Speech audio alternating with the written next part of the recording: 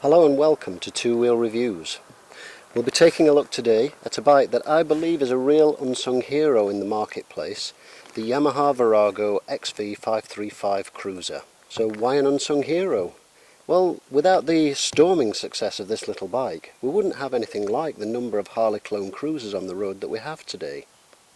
The XV535 was the first Japanese V-twin engined cruiser bike to rival Harley's dominant marketplace. What Yamaha did with this bike was realise that an opportunity was available, there was an opening in the marketplace, and they exploited it perfectly. There were groups of people wanting to get onto the Harley-inspired cruiser scene, but simply couldn't afford the machines that Harley was producing at the time. They couldn't afford to pay for the image. This little machine was the first viable alternative to Harleys at real-world prices. It got lots and lots of people that wanted to get into the scene, onto the scene, and gave them an affordable machine to do it on. Prior to this bike, the competition for Harley from the Big Four all looked like part-morphed courier bikes, very ugly machines. In fact, Harley-Davidson saw this bike as such a threat that during the initial introduction of the 750cc and 900cc versions, that Harley pushed for a tariff on imported bikes in the US above 700cc capacity to increase the price of them. Yamaha in response created a 699cc model, and then the 900cc model was increased to 1000cc and later 1100cc, a size which the big Harley owners were much more familiar with. This model was undoubtedly the most popular model in the UK market. It was long, low and lean. It had a nice grunty mid-size engine with plenty of torque. It handled incredibly well and it looks very nice. The low centre of gravity and exceptionally good handling of this machine made it a very popular bike with women riders, shorter riders, and people having just passed the restricted access test once that was brought in the UK, as its meagre 44 brake horsepower could be easily restricted to the legally required 33 brake horsepower for new riders having just passed the restricted access test. So, as well as a perfectly capable everyday machine, it made an ideal first big bike. Okay, so let's take a look at the bike itself. The engine is a 60-degree V-twin air-cooled engine, which is mated to a 5-speed gearbox. The engine and gearbox fit as a stressed member to the tubular steel frame chassis, adding stiffness while keeping the weight down, essential on a machine with such a small capacity. The side panels, dummy airbox covers and dummy petrol tank on the early models were plastic, while 1995 saw a change to a metal non-dummy tank to slightly increase the capacity of the underseat tank and make filling easier. While the dummy airbox covers look cheap, the plastic chrome trim stands up really well, as you can see on this 14-year-old machine, and there's thankfully little else like this on it. The front and rear mudguards, or fenders as our colonial cousins would say, are metal and can be prone to rotting from accumulated road crud underneath, especially the rear one. The switchgear is as sturdy as any you'll find on any Japanese machine, and is laid out in the standard Japanese configuration.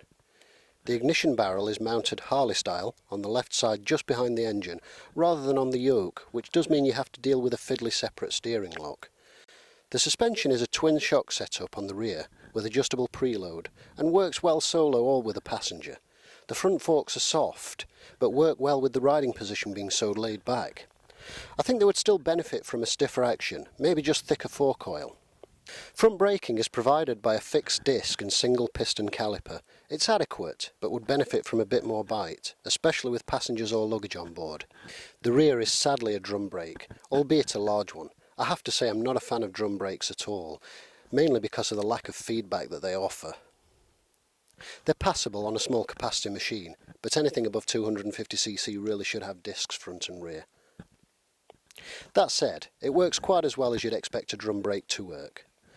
The lights are nothing special, but perfectly adequate, with the headlight giving a beam powerful enough for confident cruising at night, and the indicators are big and chunky, and while not fashionable, they're much more visible than most. So let's see how it handles on the road. A push of the electric start to reward you with that beautiful V-twin thump, only bettered by Harley-Davidson themselves.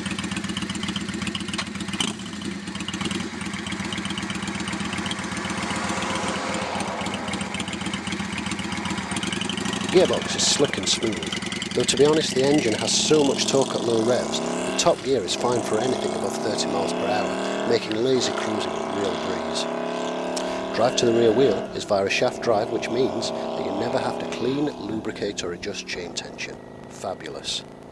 The downside being that it can be snatchy on downshifts if you let the clutch out too sharply. The ride is smooth and the Virago sweeps through bends beautifully. I'm always amazed by the handling of this machine. Anything above 60 miles per hour gives you that parachute effect, so sustained motorway cruising really calls for a screen to be fitted. The riding position for anybody but the shortest rider could be better by having the foot pegs and control gear set further forward.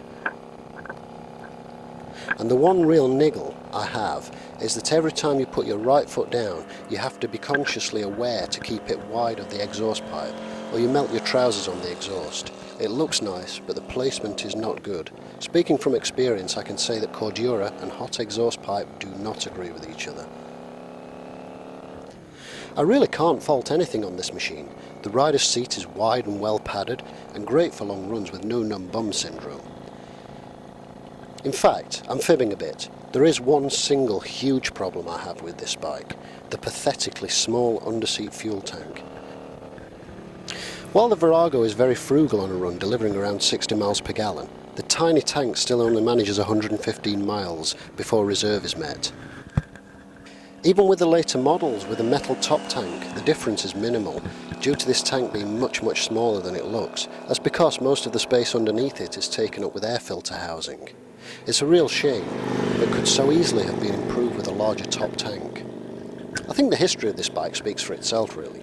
There have been 125, 250, 400, 500, 535, 699, 750, 900, 1000 and 1100 cc versions, with a production run spanning from 1981 to 2007. Now, I can't recall any other bike claiming as many variants of one model. That alone has to be a remarkable achievement in its own right.